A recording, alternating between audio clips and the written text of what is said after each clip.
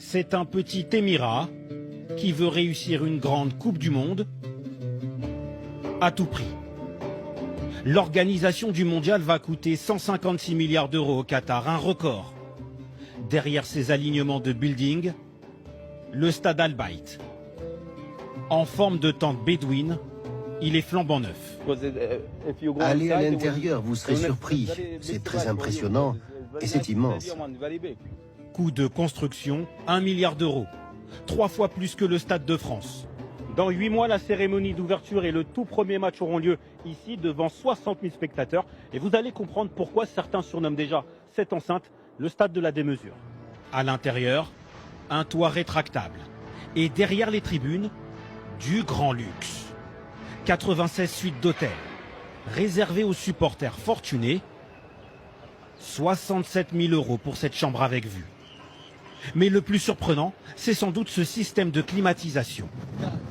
Ces tubes diffusent de l'air conditionné, de quoi rafraîchir tout le stade. Il fait 18 degrés ici, 25 à l'extérieur. Voilà pourquoi des ONG dénoncent le coût environnemental, mais aussi humain de ce mondial. La face sombre de cette Coupe du Monde. 6500 travailleurs migrants seraient morts sur les chantiers de construction des stades. Victimes de la chaleur intense, de chutes et d'accidents du travail. Officiellement, le Qatar a recensé 37 décès. Mais le pays s'est engagé à améliorer les conditions de vie et la sécurité des travailleurs migrants. Vous comprenez les critiques envers le Qatar et cette Coupe du Monde ? Ils ne peuvent pas imaginer les efforts que nous avons faits.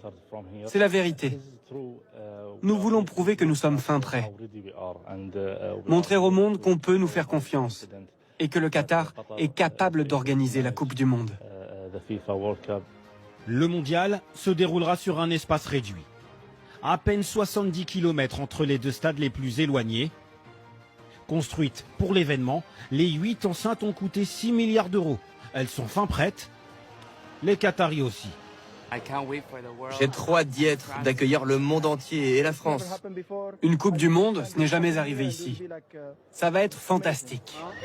Le Qatar veut faire de cette première Coupe du Monde au Moyen-Orient un événement grandiose. Dans 8 mois, le pays espère accueillir 1,2 million de supporters. Cela représente la moitié de sa population.